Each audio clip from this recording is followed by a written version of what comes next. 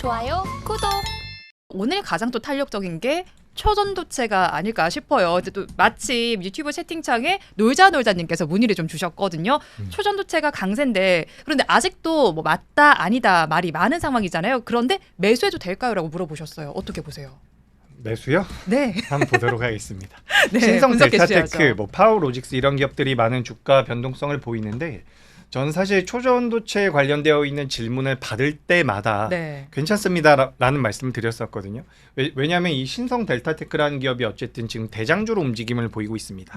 오늘은 이제 파워로직스도 강하게 치고 올라오고 있는데 이제 우리가 기업을 분석하거나 업황을 분석하는 것도 굉장히 중요하죠.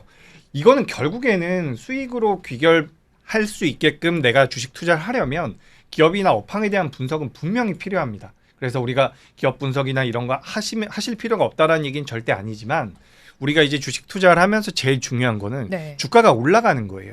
주가가 올라간다라는 것은 결국엔 수급이거든요. 우리가 이제 증시에 이런 격언이 있습니다. 수급은 모든 것을 우선한다. 이 말은 무슨 얘기냐면 내재 가치가 아무리 안 좋은 기업이라고 하더라도 수급이 들어오면 주가는 올라가요. 얼마 전에 최근 들어서 이제 시장에서 오늘은 어느 정도 조정을 받고 있지만 제가 한 가지 설명을 드려보도록 할게요. 흥하해운이란 기업이 있습니다. 네. 최근 들어서 이제 뭐 후티 반군의 그런 리스크로 인해서 이 해운주가 운임이 올라갈 것이다라는 기대감 때문에 흥하해운이란 기업이 올라왔는데 화면 잠깐 보도록 하죠. 지금 흥하해운 같은 경우는 제가 기업 분석을 잠깐만 보여드릴게요.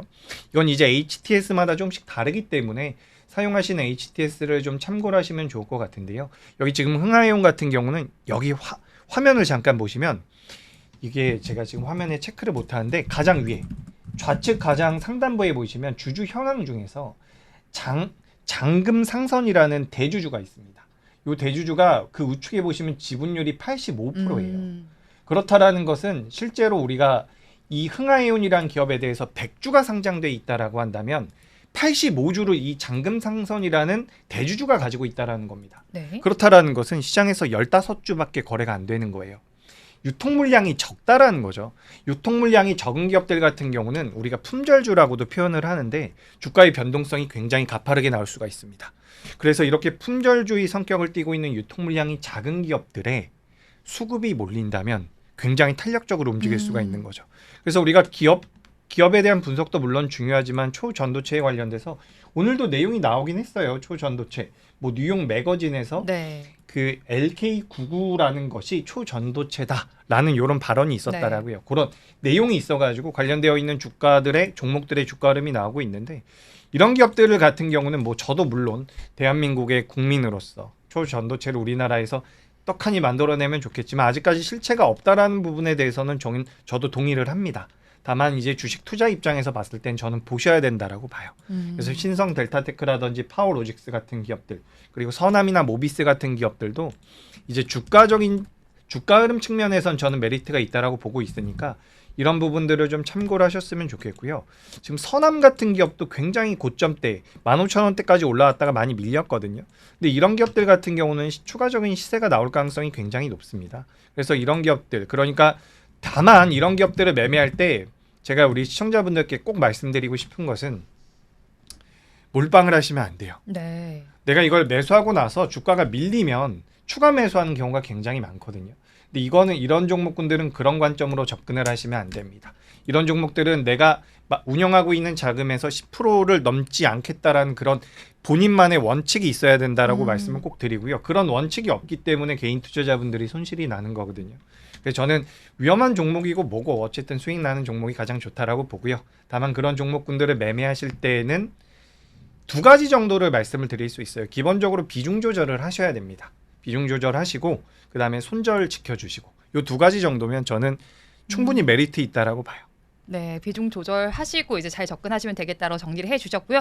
초전도체 관련주 중에서도 신성 델타테크도 오늘 강세가 좀 두드러지고 있는 상황인데 그런데 이 신성 델타테크의 경우에는 뭐 초전도체만 엮인 게 아니라 로봇과 2차 전지 사업도 하고 있잖아요. 이 종목에 대해서 좀 어떻게 좀 깊이 분석을 해봐야 될 것 같은데 안 됩니다. 그렇게 하실 필요 없고요. 일단 이거는 초전도체로 보셔야죠. 지금 신성 델타테크라는 기업이 안 좋은 기업이 아니에요. 네. 매출도 나오고 있는 기업이고 영업이익도 나오고 있는 기업이고 말씀하신 대로 뭐 성장하기 위해서 여러 가지 신사업 등등 진행을 하고 있는데 시장에서 신성 델타테크를 그런 다른 이슈들로는 판단하지 않고 있습니다. 네. 지금은 초전도체 쪽으로 판단을 하고 있고요.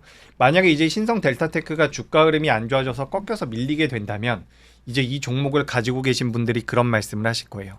로봇 쪽으로도 메리트가 있을 것이다. 네. 그런 말씀을 하실 건데 그때는 정말 위험한 겁니다. 음. 지금 이 신성 델타테크라는 기업은 순전히 초전도체로만 판단할 필요가 있다라고 저는 보고 있고요. 다른 메리트 같은 경우는 지금은 보실 필요가 없어요. 그래서 제가 잠깐 이제 기판 관련주 하나 보여드리도록 하겠습니다. 심텍이라는 기업이거든요. 이 심텍이라는 기업이 DDR5로의 전환 가능성 때문에 네. 시장에서 수혜를 받을 수 있을 것이다라고 부각이 됐었던 내재 가치가 굉장히 뛰어난 기업입니다. 근데 이 기업이 갑작스레 올라왔었던 구간이 있어요.